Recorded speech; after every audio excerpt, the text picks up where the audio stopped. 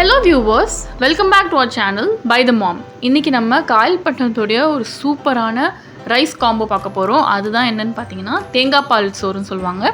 அது அப்புறம் கருவாட்டு குழம்பு அண்ட் மாசி சம்பல். இந்த மூணு பார்த்தீங்கன்னா அடிச்சுக்கவே முடியாது, செம்மையாக இருக்கும். இந்த காம்போ நீங்கள் ட்ரை பண்ணியே ஆகணும்.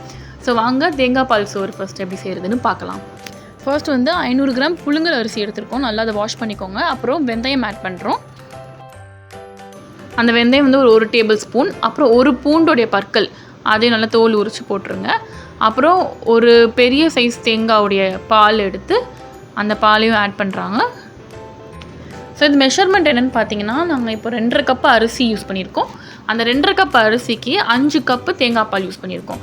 1:2 ரேஷியோ. ஸோ 2.5 கப் அரிசிக்கு 5 கப் தேங்காய் பால் புரிஞ்சிருக்கோன்னு நினைக்கிறேன். இப்போது உப்பு உங்கள் தேவைக்கு ஏற்ப ஆட் பண்ணிக்கலாம். ஒன்ஸ் எல்லாத்தையும் போட்டு நல்லா மிக்ஸ் பண்ணிட்ட உடனே நம்ம அப்புறமா தான் சட்டையை அடுப்புலேயே ஏற்றுறோம். ஸ்டவ் ஃப்ளேம் ஆன் பண்ணிக்கலாம். இந்த மெத்தட் ரொம்ப ஈஸி. பார்த்திங்கன்னா நம்ம எல்லாத்தையும் பண்ணி மிக்ஸ் பண்ணி அப்புறமா தான் நம்ம அடுப்புலேயே வைக்கிறோம். இப்போ ஒரே ஒரு இதுதான் குக் ஆகிறது மட்டும்தான் பாக்கி. இப்போ பார்த்திங்கன்னா நல்லா குக் ஆகிடுச்சு. இன்னும் கொஞ்சம் தம் ஆகணும். பட் நல்லா அந்த சாப்பாடு பார்த்திங்கன்னா நல்லா சாஃப்ட் ஆகிடுச்சு. அண்ட் நம்ம போட்டு அந்த பூண்டு அந்த வெந்தயத்தோட ஃப்ளேவர் நல்லா வருது. ஸோ நிறைய பேர் டிஃப்ரெண்ட்டாக செய்வாங்க தேங்காய் சோறுன்னு சொல்லிட்டு. நிறைய ஊர்களில் பார்த்திங்கன்னா டிஃப்ரெண்ட்டாக செய்வாங்க. இது ஒரு டிஃப்ரெண்ட்டான காயல்பட்டினம் ஸ்டைல். ரொம்ப நல்லாயிருக்கும். ட்ரை பண்ணி பாருங்கள் கண்டிப்பாக. நம்ம சாப்பாடு வேலை இப்போ முடிஞ்சிருச்சு. ரெடி ஆகிடுச்சு தேங்காய் சோறு. நல்லா சாஃப்டாக வந்திருக்கு. நல்லா ஃப்ளேவர்ஃபுல்லாகவும் இருக்குது. ஸோ இப்போ அடுத்து நம்ம மாசி எப்படி செய்கிறதுன்னு பார்க்கலாம். மாசி சம்பல். ஒரு சின்ன மிக்ஸி ஜாரில் 2 காஞ்ச மிளகாய் 2 பச்சை மிளகாய் எடுத்து உடச்சி போட்டுக்கோங்க. உங்கள் தேவைக்கேற்ப உப்பு சேர்த்துக்கோங்க. அடுத்து மாசி ஒரு 50 கிராம் நல்ல ட்ரை மாசி அதையும் ஆட் பண்ணிக்கலாம். அடுத்து ஒரு 50 கிராம் தேங்காய் துருவல். இப்போ நம்ம இதை நல்லா அரைக்க போகிறோம். எப்படின்னா ரொம்ப மை மாதிரி அரைக்கக்கூடாது, நல்லா கோர்ஸாக அரைக்கணும். அப்போ தான் சாப்பிடும்போது ரொம்ப நல்லா டேஸ்ட்டாக இருக்கும். அப்புறம் கொஞ்சம் அரைச்சிட்டக்கப்புறம் ஒரு பாதி வெங்காயத்தை நல்லா சாப் பண்ணி அதை ஆட் பண்ணி மறுபடியும் கொஞ்சம் அரைச்சிக்கோங்க. ரொம்ப அரைஞ்சி மை மாதிரி ஆகிடக்கூடாது, நல்லா இருக்காது. இந்த டெக்ஸ்டர் தெரியுதா? இப்போ நம்ம வீடியோவில் காட்டுறோம்ல, அந்த மாதிரி இருந்தால் தான் பதம் நல்லாயிருக்கும் சாப்பிடும் போது. மாசி ரெடி ஆகிடுச்சு. இப்போ பார்த்திங்கன்னா நம்ம கருவாடானோம் எப்படி செய்யுதுன்னு பார்க்கலாம். ஃபஸ்ட்டு ஒரு சட்டியில் 150 ml ஆயில் ஊற்றி நல்லா எண்ணெய் சூடானதும் 1 டீஸ்பூன் சீரகமும் அப்புறம் ஒரு பூண்டு நல்லா கட் பண்ணி அதையும் போட்டுடுறோம். அடுத்து ஒரு கொத்து போல் கருவேப்பிலை நல்லா கழுவிட்டு அதையும் போட்டுருங்க. இந்த 3த்தையும் போட்டு நல்லா வதக்குங்க. அதுவே ஒரு நல்ல செமையாக ஃப்ளேவராக இருக்குது. பூண்டு போட்டாலே ஒரு நல்ல வாசனையாக இருக்கும். இப்போ ஒரு 250 கிராம் நல்லா கட் பண்ணி வச்சுருக்க வெங்காயத்தை ஆட் பண்ணுங்கள். இது எல்லாத்தையும் சேர்த்து நல்லா வதக்கிடுங்க. ஃபஸ்ட்டு அது வதங்கிட்டே இருக்கும்போது உங்கள் தேவைக்கேற்ப உப்பு போடுங்க. எப்போவுமே உப்பு போடும்போது வெங்காயம் கொஞ்சம் சீக்கிரமாக வதங்கும். அது எல்லாருக்கும் தெரியும்னு நினைக்கிறேன். இப்போ பார்த்திங்கன்னா நல்லா கொஞ்சம் வதங்கிடுச்சு, ப்ரௌன் கலரில் ஆகிடுச்சு. இப்போது ஒரு தக்காளி ஆட் பண்ணுறோம். நல்லா சாப் பண்ணி வச்சுருக்க தக்காளி 250 கிராம் ஆட் பண்ணியிருக்கோம். அந்த தக்காளி நல்லா கரைகிற வரைக்கும் அதையும் மிக்ஸ் பண்ணி விடுங்க. பார்த்திங்கன்னா தக்காளி நல்லா கரைஞ்சி வந்துருச்சு. ஒரு டேபிள் ஸ்பூன் காஷ்மீரி ரெட் சில்லின்னு சொல்லுவாங்க, அது நல்ல கலர் கொடுக்கும். ஒரு 3 டேபிள் ஸ்பூன் நம்ம வீட்டில் திரிச்ச மிளகாத்தூள் அதை ஆட் பண்ணுறோம்.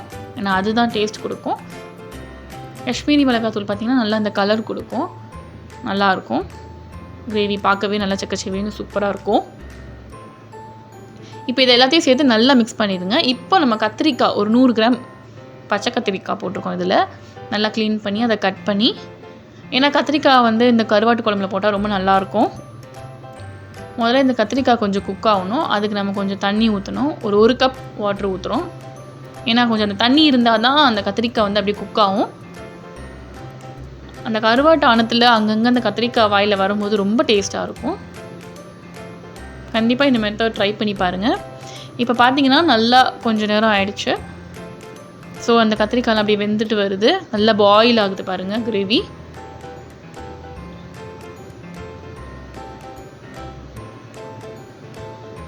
ஸோ இதை ஒரு தடவை நல்லா மிக்ஸ் பண்ணி விட்டுக்கோங்க. அந்த காஷ்மீரி ரெட் சில்லி போட்டனால அந்த கிரேவி எவ்வளோ நல்ல கலராக இருக்குது பாருங்கள்.